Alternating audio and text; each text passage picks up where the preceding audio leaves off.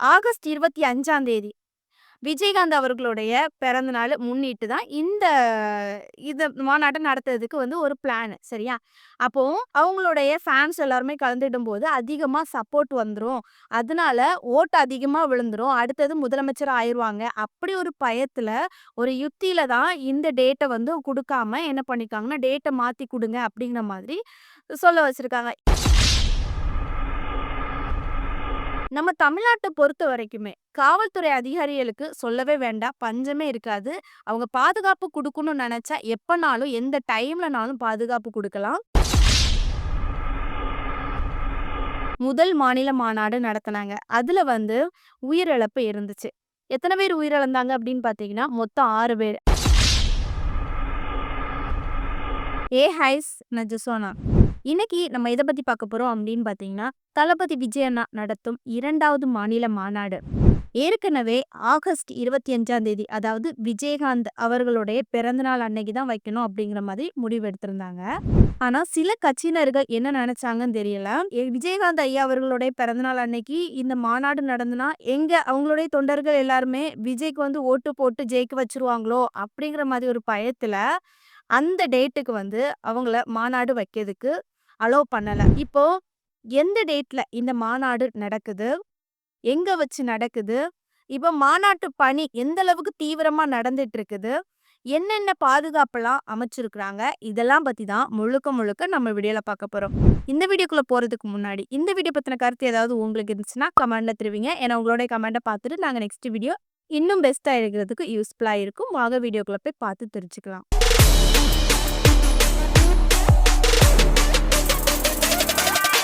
முதல்ல இந்த மாநாடு எங்க நடக்குது, இந்த மாநாட்டுக்கான பணி எந்த அளவுக்கு தீவிரமா நடந்துட்டு இருக்குது அப்படின்னு வந்து பார்த்தோம்னா மதுரை தூத்துக்குடி தேசிய நெடுஞ்சாலையில உள்ள எலியா பக்தி சுங்கசாவடி அருகே சரியா.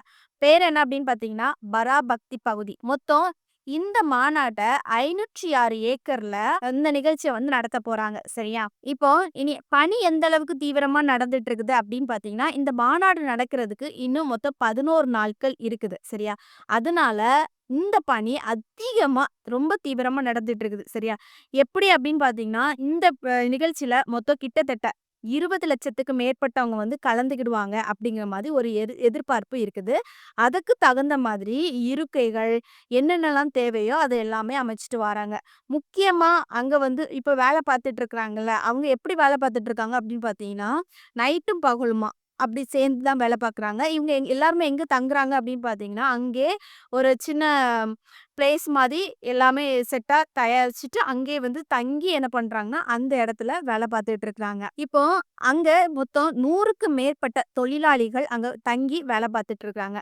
சரி, இதுவரைக்குமே என்னென்னலாம் அமைச்சிருக்கிறாங்க அப்படின்னு வந்து பார்த்தோம்னா, தளபதி விஜய் அண்ணா அந்த ஸ்டேஜ்ல ரேம்ப் வாக் பண்றதுக்காக ஒரு ஸ்டேஜ் மாதிரி கட்டியிருக்காங்க. அடுத்தது பாதுகாப்பு வசதி அப்படின்னு பார்க்கும்போது முக்கியமா இந்த மாநாட்டுக்கு சிசிடிவி தேவை. சிசிடிவி கண்காணிப்பு கேமராக்கள் வந்து பொருத்தப்பட்டிருக்குது. அதுக்கப்புறம் வந்து அதிகமா மக்கள் அங்க வர்றதுனால வந்து தண்ணீர்கள் சரியா, தண்ணீர் தொட்டிகள் வந்து அதிகமா அங்க வச்சிருக்கிறாங்க.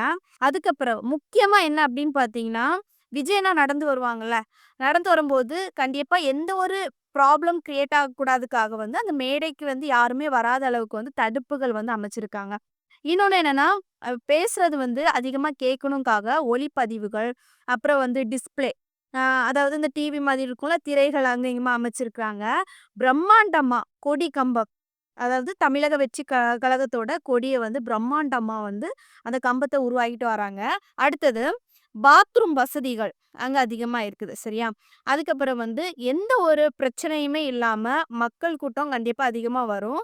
அதனால உள்ள என்ட்ரி ஆகுறதுக்காக வந்து கதவுகள் வந்து அதிகமா வந்து போடப்பட்டிருக்குது அப்படிங்கிற மாதிரி சொல்லியிருக்காங்க. இன்னொரு விஷயம் என்ன அப்படின்னு பார்த்தீங்கன்னா அந்த இடத்துல வந்து மருத்துவர்கள் ஆம்புலன்ஸ் உதவியோட இருக்கும். அப்புறம் வந்து காவல்துறை அதிகாரிகள் அதிகமா இருப்பாங்க. அப்புறம் வந்து தீயணைப்பு வீரர்கள் அங்க இருப்பாங்க. ஏதாவது விபரீதம் வந்து ஏற்படக்கூடாதுக்காக எல்லாமே பண்ணி வச்சுட்டு இருக்காங்க. இந்த மாநாடு கரெக்டா அந்த நிகழ்ச்சி எப்போ தொடங்கும் அப்படின்னு பார்த்தீங்கன்னா ஒரு மாலை 4 மணிலேருந்து 7 மணி வரை தான் குறிப்பிட்டிருக்காங்க. விஜயண்ணா வந்தோடனே ஃபர்ஸ்ட்டு வந்து கொடி ஏத்துவாங்க. அதுக்கப்புறம் இந்த மாநாட்டு நிகழ்ச்சி வந்து நடைபெறும் அப்படிங்கிற மாதிரி சொல்லியிருக்காங்க. சரி, 2வதாட்டு இந்த மாநாடு முதல்ல எந்த டேட்டுக்கு ஃபிக்ஸ் பண்ணாங்க அப்படின்னு வந்து பார்த்தோம்னா, முதல்ல அ ஆகஸ்ட் 25ஆம் தேதி தான். அந்த டேட்ல தான் நடத்தணும் அப்படிங்கிற மாதிரி ஃபிக்ஸ் பண்ணியிருந்தாங்க. சரியா? ஆகஸ்ட் 25 யாருடைய பிறந்த நாள் அப்படின்னு பார்த்தீங்கன்னா, விஜயகாந்த் அவர்களுடைய பிறந்த நாள். அந்த நாள முன்னிட்டு என்ன பண்ணாங்கன்னா, இந்த மாநாடு நடத்தணும் அப்படின்னு சொல்லிட்டு ஒரு பிளான் போட்டிருந்தாங்க. அடுத்ததாட்டு இத குறித்து அ புஷி ஆனந்த் அவர்கள் வந்து காவல்துறை அதிகாரிகளோட கண்டிப்பா எல்லாமே தேவை. அதாவது சொல்லப்போனா வந்து பாதுகாப்பு தேவை. அப்ப பாதுகாப்பு உறுதிப்படுத்துறதுக்காக அங்க போய் மனு குடுக்க போனாங்க. போன இடத்துல வந்து அவங்க என்ன சொல்றாங்க அப்படின்னு பார்த்தீங்கன்னா, 27ஆம் தேதி விநாயக சதுர்த்தி. அதனால எங்களுக்கு வந்து போலீஸ் பாதுகாப்பு எங்களால தர முடியாது.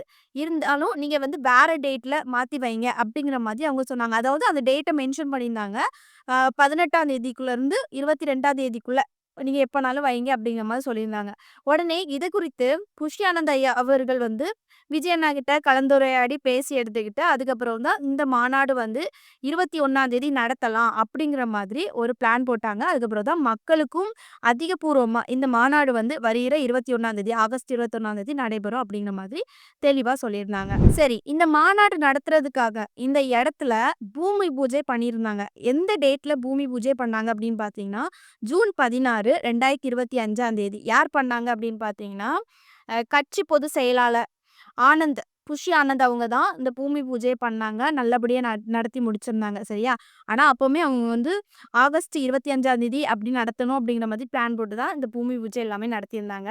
இதுல என்ன அப்படின்னு பார்த்தீங்கன்னா, ஆகஸ்ட் 25ஆம் தேதி விஜயகாந்த் அவர்களுடைய பிறந்த நாள் முன்னிட்டு தான் இந்த மாநாட்ட நடத்துறதுக்கு வந்து ஒரு பிளான். சரியா? அப்போ பல கட்சியினர்கள் வந்து 25ஆம் தேதி விஜய் அவர்கள் வந்து இந்த மாநாட்ட நடத்துனாங்கன்னா, இதனால விஜயகாந்த் அவர்களுடைய தொண்டர்கள், அப்புறம் அவங்களுடைய ஃபேன்ஸ் எல்லாருமே இந்த மாநாட்டுல கலந்துக்கிடுவாங்க. அப்போ கலந்துக்கிடும்போது விஜய் அவர்களுக்கு ரொம்ப சப்போர்ட் பண்ணுவாங்க. அது மட்டும் இல்லாம விஜய் அண்ணாவோட தொண்டர்களும், அவங்களுடைய ஃபேன்ஸ் எல்லாருமே கலந்துடும்போது அதிகமா சப்போர்ட் வந்துரும். அதனால ஓட்டு அதிகமா விழுந்துரும். அடுத்தது முதலமைச்சர் ஆயிருவாங்க. அப்படி ஒரு பயத்துல, ஒரு யுக்தியில தான் இந்த டேட்ட வந்து குடுக்காம என்ன பண்ணியிருக்காங்கன்னா, டேட்ட மாத்தி குடுங்க அப்படிங்கிற மாதிரி சொல்ல வச்சிருக்காங்க. இது என்ன பொறுத்தவரைக்கும் இதுதான் உண்ம. ஏன்னா, நம்ம தமிழ்நாட்ட பொறுத்தவரைக்குமே காவல்துறை அதிகாரிகளுக்கு சொல்லவே வேண்டாம். பஞ்சமே இருக்காது. அவங்க பாதுகாப்பு குடுக்கணும்னு நெனச்சா, எப்பனாலும் எந்த டைம்லனாலும் பாதுகாப்பு குடுக்கலாம்.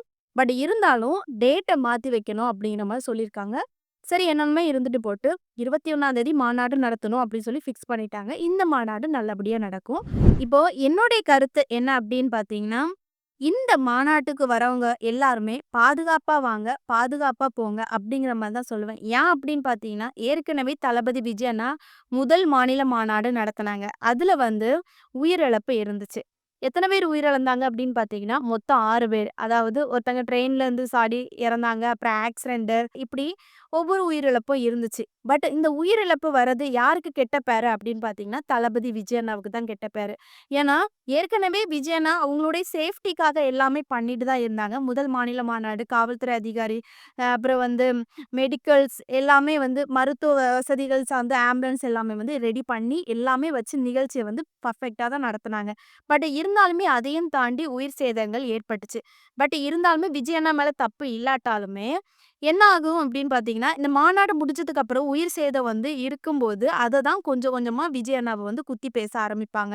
இவங்களுடைய மாநாட்டுல இந்த மாதிரி உயிர் சேதம் வந்திருக்குது. காரணம் இவங்க தான். அப்படிங்கிற மாதிரி பேசுவாங்க. இதனால யாருக்கு கெட்ட பேரு அப்படின்னு பார்த்தீங்கன்னா, விஜய் அண்ணாவுக்கு தான் கெட்ட பேரு. பட் இது கெட்ட பேரு வாங்கி குடுக்குற அளவுக்கு யார் நம்ம பண்றோம் அப்படின்னு பார்த்தீங்கன்னா, நம்ம தொண்டர்கள் ஆகிய நம்ம தான் இத வந்து நம்ம விஜய் அண்ணா மேல கெட்ட பேர் வர்றது மாதிரி பண்றோம்.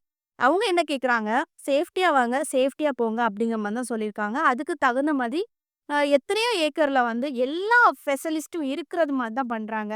காவல்துறை அதிகாரிகள், மெடிசின்ஸ், அப்புறம் தண்ணீலருந்து எல்லாமே பண்றாங்க. பாத்ரூம் வசதி, அது போக வாகனங்கள் நிறுத்துறதுக்கு சப்போர்ட் எல்லாமே இருக்குது. அப்படின்னு இருக்கும்போது, நம்ம தான் என்ன பண்ணணும்னா, இந்த நிகழ்ச்சியில கலந்துக்கிடும்போது சேஃப்டியா போக முடியும்.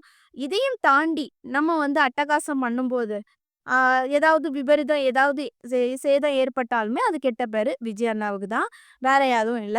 இப்போ நம்ம என்ன பண்றோம் அப்படின்னு பார்த்தீங்கன்னா, இப்போ 2வது மாநில மாநாடு வந்து விஜய் அண்ணா நடத்தப் போறாங்க. சரியா? இந்த மாநாட்டுல அதிகமா என்னென்னலாம் வைக்கணுமோ எல்லாமே வந்து சேஃப்டியா பண்ணிட்டு தான் வராங்க. பட் விஜய் அண்ணாவால என்ன சொல்ல முடியும்? "வாங்க சேஃப்டியா இருங்க. அ அதுக்கப்புறம் பத்திரமா போங்க. அதுதான் எனக்கு வேணும்." அப்படிங்கிற மாதிரி அவங்களால சொல்ல மட்டும் தான் முடியும். சரியா? பட் அத நம்ம என்ன பண்ணணும்? கேட்டு புரிஞ்சு நடந்துக்கிடணும். கண்டிப்பா 2வது மாநில மாநாடு தொண்டர்களாகிய நீங்க, ஃபேன்ஸ் எல்லாருமே நீங்க உங்க எல்லாத்துக்குமே சேர்த்து நானும் சொல்றேன். இந்த மாநில மாநாட்டுல வந்து கலந்துக்கிட்டு சேஃப்டியா போங்க. இதுதான் என்னுடைய கோரிக்கையும் கூட. விஜய் அண்ணாவோட கோரிக்கையும் கூட.